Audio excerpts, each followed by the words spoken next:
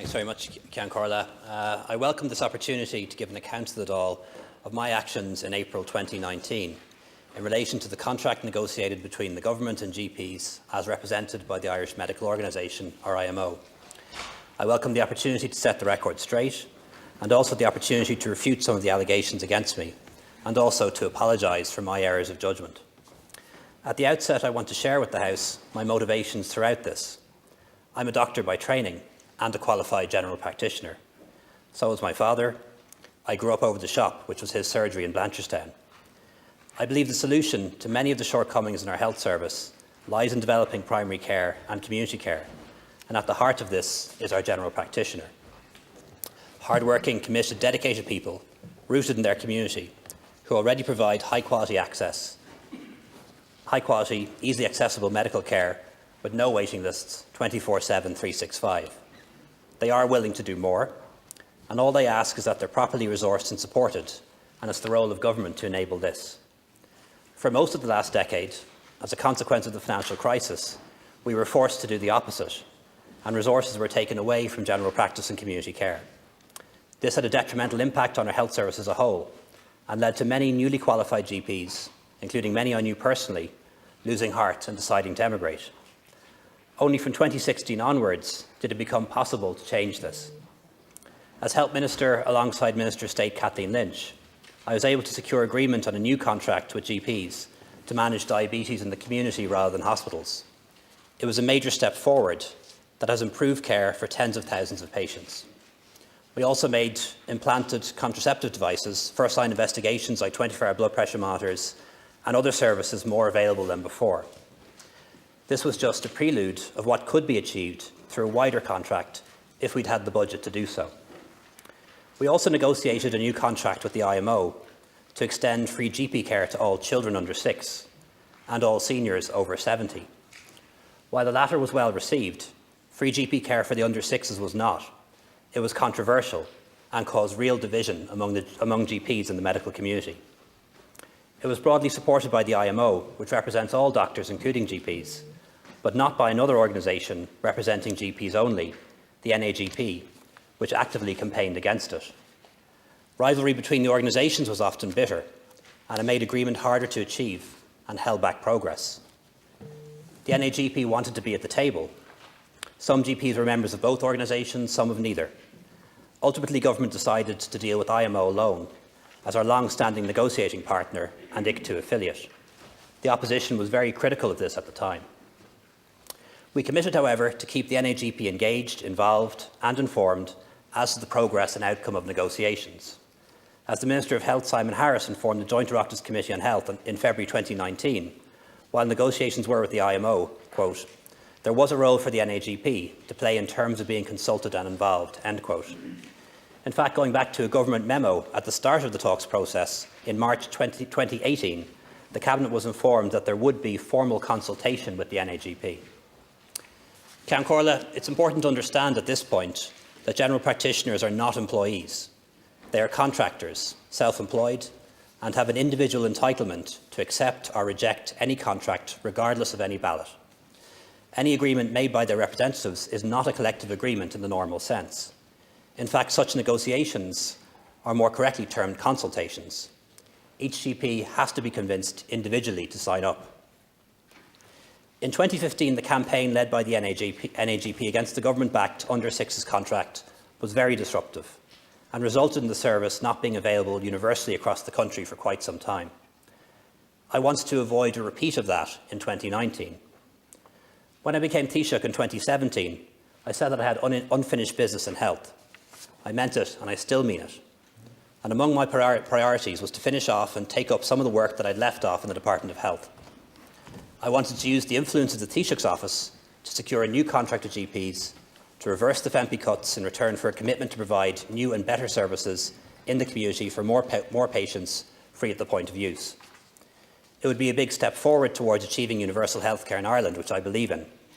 And while we might disagree on the model, I know almost everyone in the House agrees too. It would also make general practice financially viable again.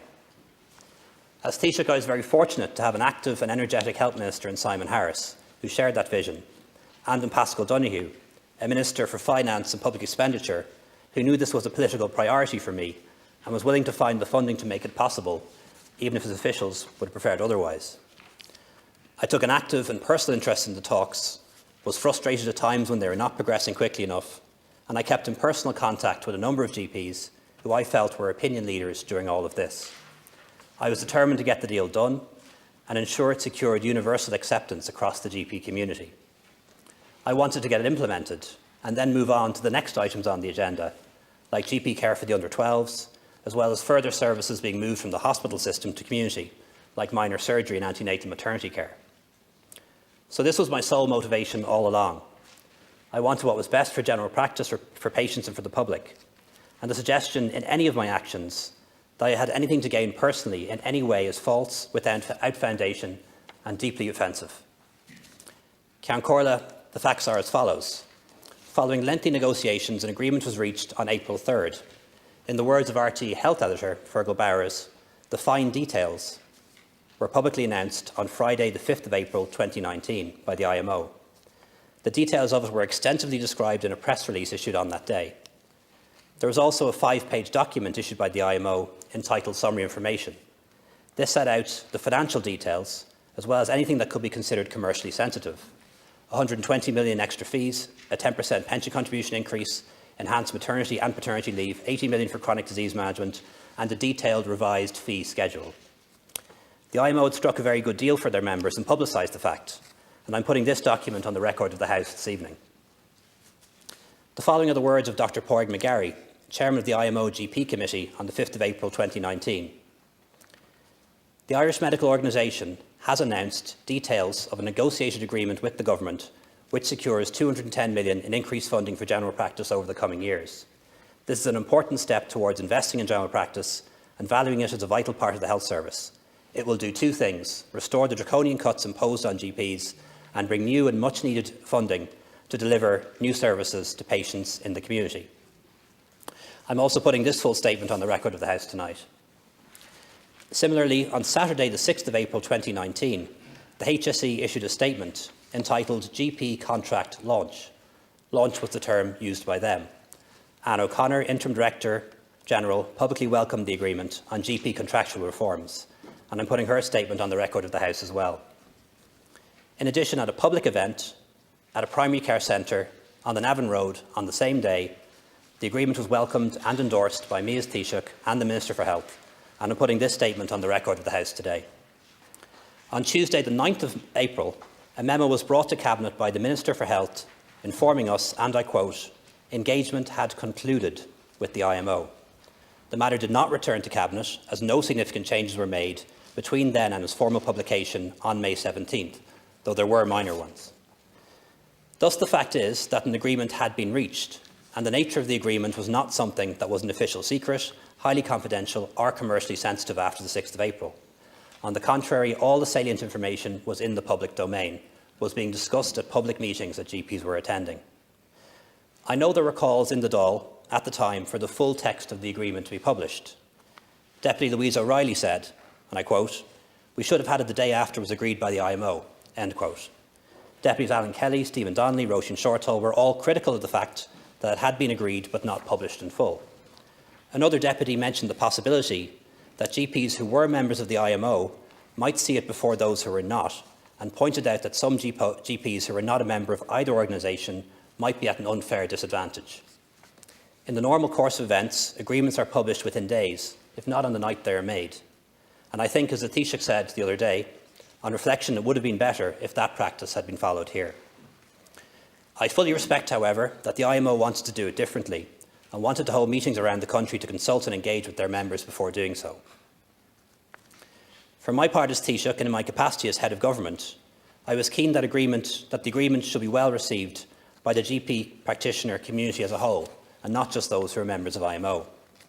It was a good deal, and I wanted it to be universally accepted. In particular, I wanted to avoid a repeat of the problems we had getting the Under-6s agreement implemented. As I said earlier, GPs are not employees. They are self-employed contractors, and they had an individual entitlement to accept or reject it.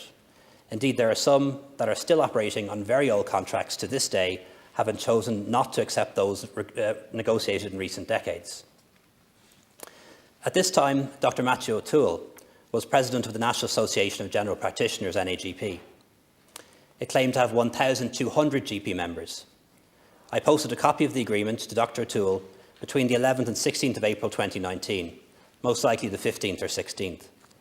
I did so on a confidential basis, believing that publication was imminent anyway. I wanted his opinion on it and hoped that, seeing how favourable it was, it would remove or mollify any opposition from that organisation. I wanted him to see that there was nothing in the terms of the agreement that was contrary to what was publicly announced, and there was nothing in it worth opposing or agitating against. In the end, the deal made by the IMO was demonstrably good for general practice. The NAGP did not oppose it, and in any case, their organisation fell into decline very soon after due to internal issues. Providing them with the information did not confer any advantage over the IMO on anyone else. Indeed, arguably, anyone affected by it should have been given access to it as soon as agreement was reached or shortly thereafter. This is the normal practice. As I said earlier, the government had publicly committed on multiple occasions to keep the NAGP informed as to the progress and outcome of the negotiations. Indeed, the opposition went further and argued that we should have included them in the talks from the start. In providing a copy of the agreed and publicly announced terms of agreement, I was honouring a political commitment made by the government which I led, including commitments that were given here in the Dáil. The agreement being made, the question at that point was a different one: how to get GPs to sign up to it, quickly and en masse. This was my objective. It has been alleged that there was something improper, perhaps even criminal, in my connection with Dr. Matthew O'Toole. This is not the case. It's been reported that he is, quote, a Varadkar cheerleader. Yes, there are many examples of his public support for me, but there are also plenty of the opposite, Ceann Comhairle. For example, on the 13th of April, in the middle of this timeline, he publicly attacked the government for providing more GP visit cards, calling it a shameful vote-getting exercise. He went on to describe the policy of the government that I led as the biggest con job in the history of the health service. Not exactly cheerleading.